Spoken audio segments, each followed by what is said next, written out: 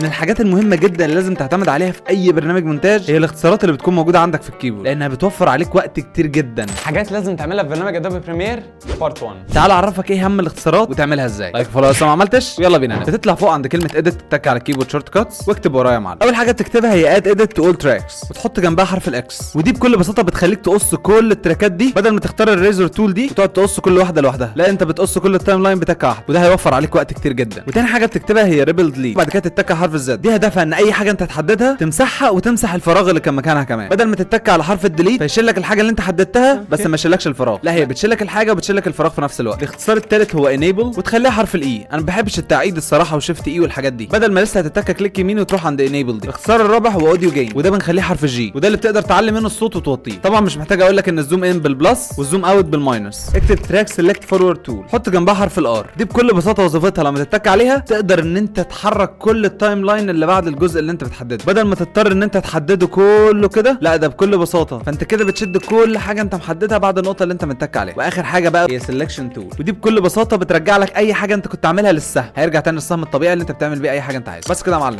تعمل لايك وفولو. استنى الجزء التاني. سلام.